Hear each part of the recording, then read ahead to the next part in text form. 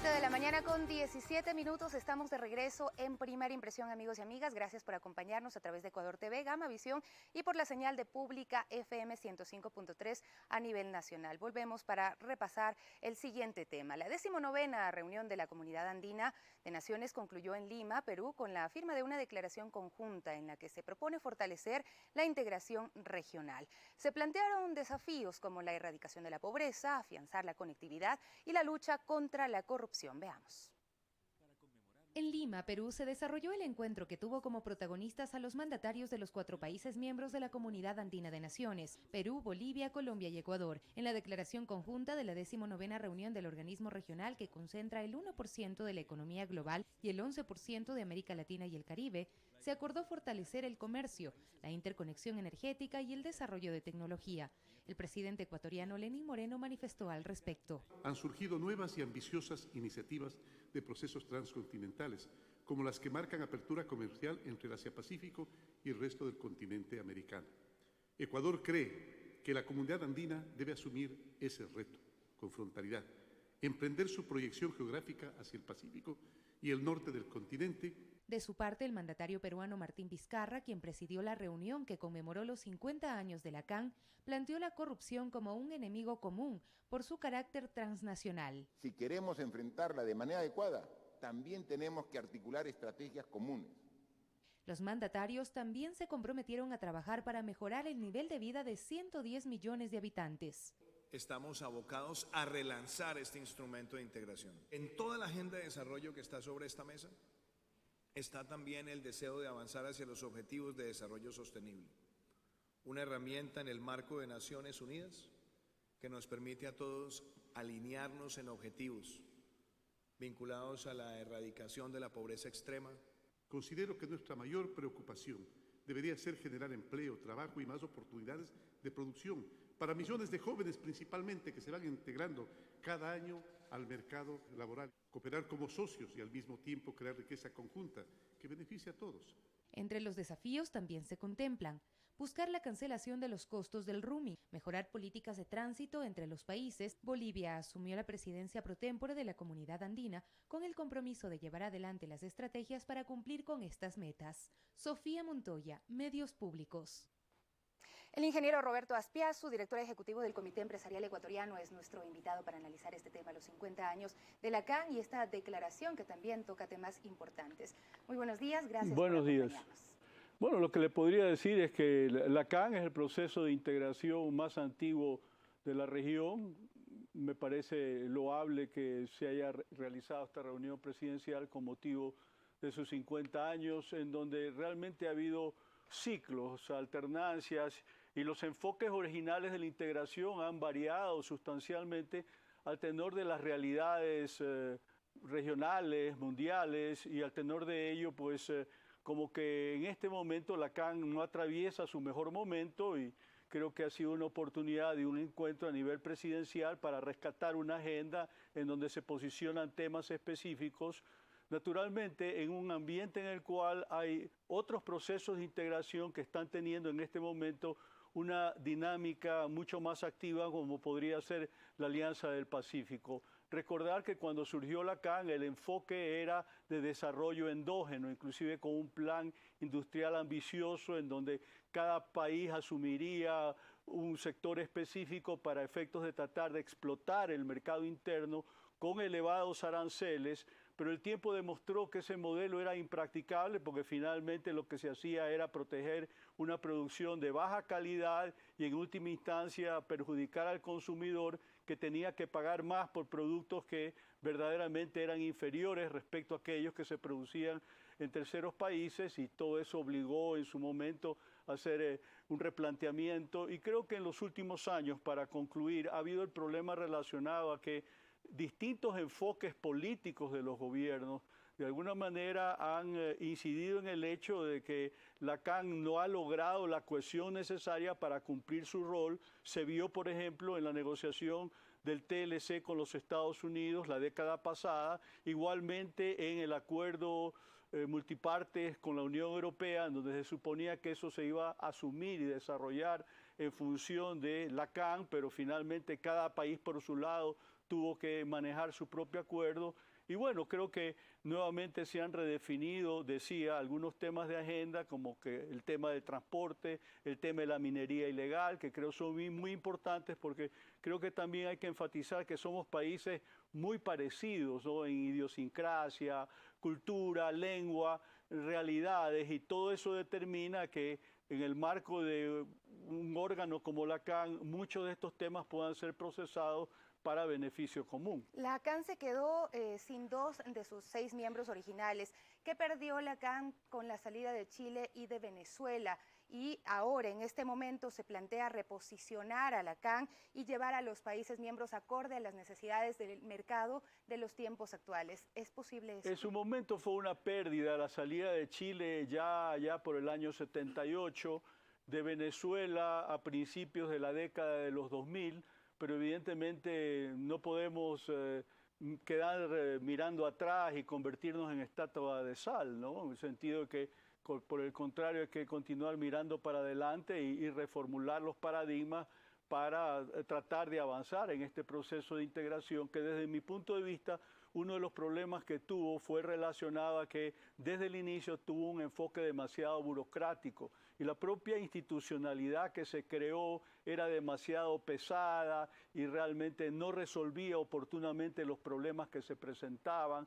De hecho, no deja de llamar la atención de que, más allá de que se propuso desde el comienzo como un tema fundamental un arancel externo común, nunca logramos tener un arancel estructuralmente parecido entre uno y otro país. De hecho, hoy por hoy, como consecuencia de los acuerdos comerciales que se han venido firmando, evidentemente la tendencia general ha sido de reducir los aranceles, más allá de que en el marco de los países de la CAN está funcionando un libre comercio en términos de intercambio de mercaderías, pero por ejemplo no tenemos acuerdos de protección de inversión.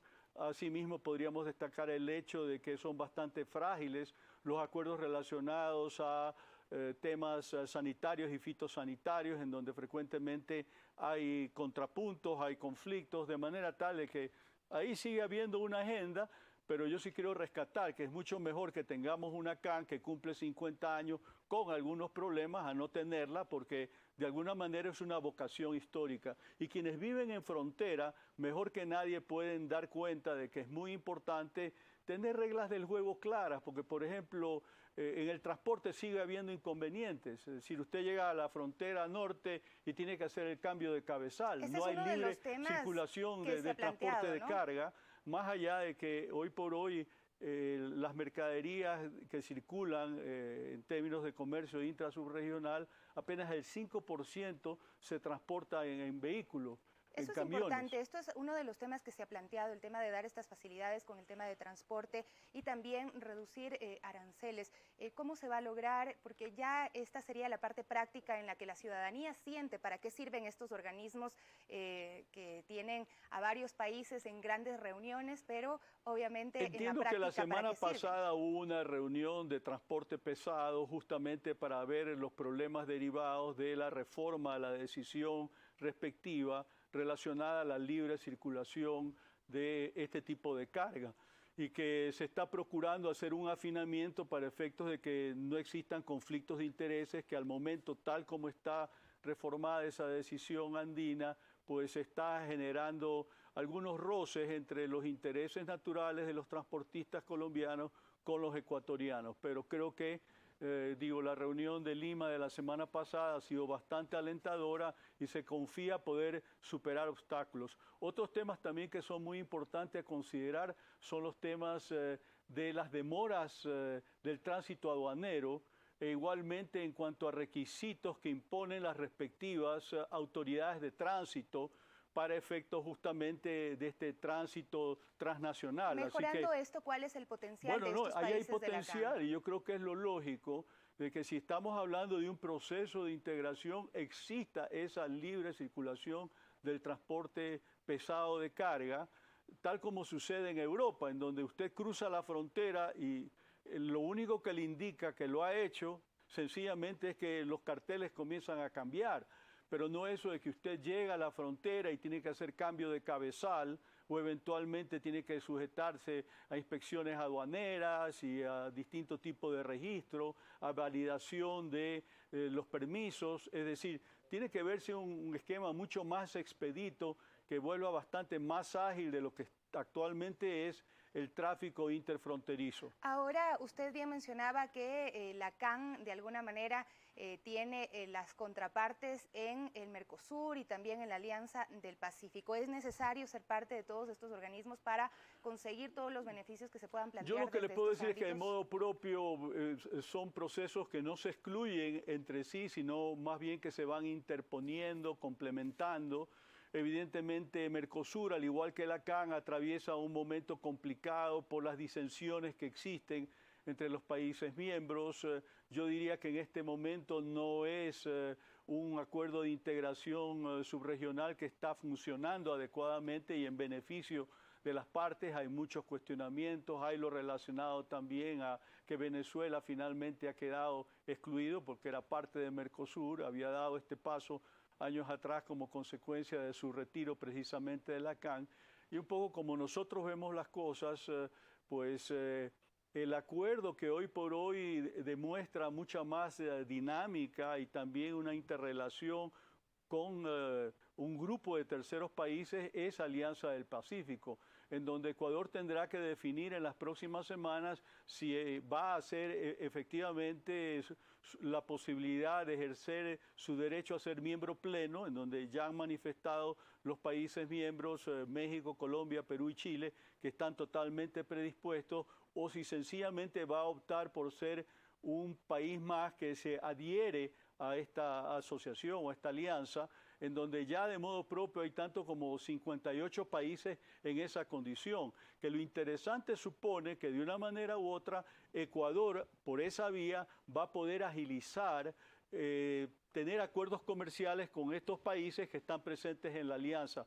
Es decir, puede aplicar y utilizar esa plataforma de una manera que le permita ganar tiempo en términos de conseguir mercados para sus exportaciones en condiciones favorables. En términos de integración, implica también pues la necesidad de armonizar las leyes entre los países. Hablemos, por ejemplo, de la CAN, cómo hacerlo si en muchos casos también estos países que buscan ser aliados son competencia en ciertos aspectos. Es correcto, pero el enfoque no solamente tiene que ir por ese lado. Cuando surgió la CAN, la idea era también tener políticas económicas que faciliten la integración. Pero ese, por ejemplo, es un objetivo que se quedó totalmente corto. Y cuando el país, hablemos del Ecuador, pero también de los otros miembros de la CAN, tuvieron que afrontar la crisis de la deuda externa en los años 80, evidentemente este objetivo de tratar de uniformar en la medida de lo posible las políticas económicas, eso se tornó totalmente disperso y un objetivo que el tiempo demostró que era imposible de cumplir. Creo que en el futuro deberíamos apuntar un poco en esa dirección, obviamente no hablando de que tengamos algún día una moneda común o algo por el estilo, como en el caso de Europa. ¿Por qué no pensar en eso? Para eso va a pasar mucho tiempo. Yo no lo veo como un objetivo en este momento ni de mediano ni de largo plazo, pero en algún día podría ser.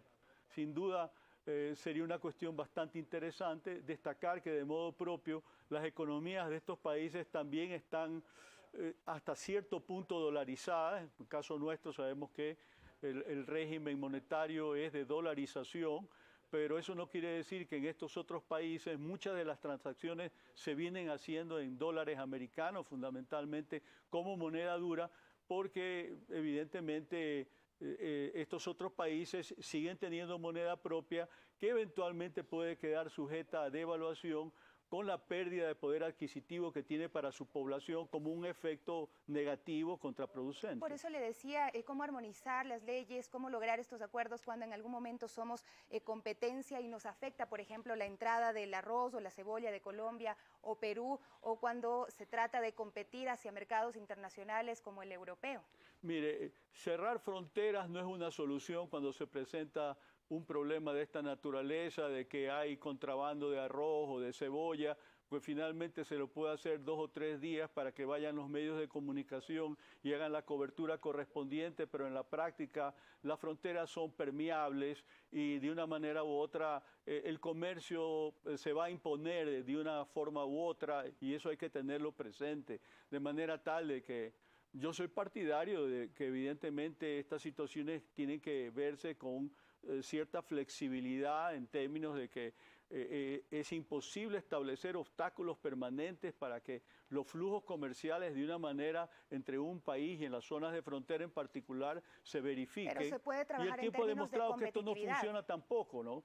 De manera tal de que, claro, hay el inconveniente relacionado a que, por ejemplo, en el caso nuestro, dolarizados, nos hemos vuelto un país caro, que los costos proporcionalmente en muchos productos en los países de frontera, hablando de Colombia y de Perú, son más bajos, exceptuando algunos, como por ejemplo el caso de los combustibles, que en Ecuador son significativamente más baratos que en nuestros países vecinos. Pero digo, en términos de esas realidades, hacer la discusión, el debate correspondiente para tratar de encontrar soluciones. No hay soluciones mágicas. Ahora, hay dos temas que son nuevos dentro de esta discusión. Es la implementación de la tecnología, la interconexión energética que se ha dado y también la reducción o la cancelación del costo del roaming, que va en el plano de la tecnología. ¿En qué podrían aportar la concreción de acuerdos en estos ámbitos? Bueno, yo creo que eso es importante porque finalmente cuando usted está en la zona de frontera se da cuenta que las líneas que dividen los países son totalmente imaginarias y de hecho en el caso del roaming y de la cobertura de telefonía celular, pues las zonas de frontera están cubiertas por las telefónicas colombianas y por las telefónicas ecuatorianas a la vez, por las operadoras de ambos países. De manera tal de que sí, yo creo que es muy importante llegar a algún tipo de acuerdo para reducir costos en lo que tiene que ver con el roaming, que a veces tiende a ser un poco caro, pero y que también nos está aislando de este progreso. Ya viene el 5G y mucha otra tecnología. América Latina está bastante retrasada a lo que podríamos mencionar con el norte del continente o bueno, ya con otros destinos de otros países como Rusia que están a la vanguardia. Bueno, pero lo China. que le podría decir que en lo que se refiere a la tecnología de las telecomunicaciones, realmente tenemos nosotros una tecnología a nivel mundial. Estamos ahorita con redes 4G. El problema está de que las señales de cobertura en zonas rurales y urbanos marginales no es suficientemente buena y hay que establecer una política pública que aliente a las operadoras a tener presencia en esos lugares, estableciendo tasas diferenciadas en lo que tiene que ver con los costos que hay que pagar por uso de espectro radioeléctrico, cosa que no se ha hecho. Entonces no hace sentido que las operadoras paguen por ese concepto lo mismo en Quito y en Guayaquil de lo que pagan en Huaquilla o de lo que pagan en Tulcán. O sea, realmente tiene que haber una estructura de costos diferenciada para alentar una mejor conectividad, que es el desafío que hoy por hoy tienen no solamente Ecuador, sino los otros países andinos que tienen realidades bastante parecidas respecto a nosotros, e igualmente una política regulatoria, diría yo, bastante uniforme, porque de hecho hay un organismo en el marco de la CAN que vela por cierta homogeneidad en las políticas regulatorias en el ámbito de las telecomunicaciones. Se nos queda el tema de la corrupción porque es un tema muy amplio y pues valdría la pena abordarlo de manera particular, pero brevemente el presidente de Perú ha dicho y ha hecho referencia a la corrupción transnacional. Entiendo, hace referencia al tema de Odebrecht, por ejemplo, y también al tema de la minería ilegal que está afectando a estos países. De hecho, dentro de la declaración hay un acápite que tiene exclusivamente relación con estos tratados o la forma del tratamiento del mercurio, entre otros. El tema de la lucha anticorrupción es prioritaria en términos que debilita la institucionalidad democrática de nuestros países. Acabamos de experimentar lo que ha sucedido con el caso de Brecht, en donde naturalmente hubo toda esta red de corrupción que afectó no solamente a Ecuador, sino a muchos países de la región. Hay procesos que están entablados, por supuesto en Perú en particular, resulta que hay varios presidentes procesados, uno que recientemente se suicidó como consecuencia de las investigaciones que se vienen realizando y del hecho de que no quería someterse a estar expuesto a ser juzgado para el efecto. Y bueno, pues yo sí creo que en esos términos también es importante reactivar compromisos transnacionales, incluida la CAN, en lo que tiene que ver con mantener compromisos políticos en firme en lo que se refiere con la lucha contra la corrupción y en el caso particular de Ecuador, queremos ver ya activa esta comisión internacional que se ofreció desde tiempo atrás y que recién se está instrumentando en un escenario en el cual ha sido muy difícil avanzar en esta dirección, porque si bien la Contraloría ha cumplido su labor respecto a emitir sus exámenes especiales respecto a diferentes casos, resulta que Fiscalía se ha quedado cruzada de brazos todo este tiempo. Naturalmente, con la designación de la nueva fiscal, esto está cambiando, ya estamos comenzando a ver resultados y eso es positivo. Muchísimas gracias por acompañarnos, el ingeniero Roberto Aspiazu, director ejecutivo del Comité Empresarial Ecuatoriano. Con él nos despedimos y, por supuesto, los invitamos a continuar en compañía de Telediario. Con Vanessa Hervás vienen más noticias. Mañana 6:55 tenemos más de Primera Impresión. Hasta entonces.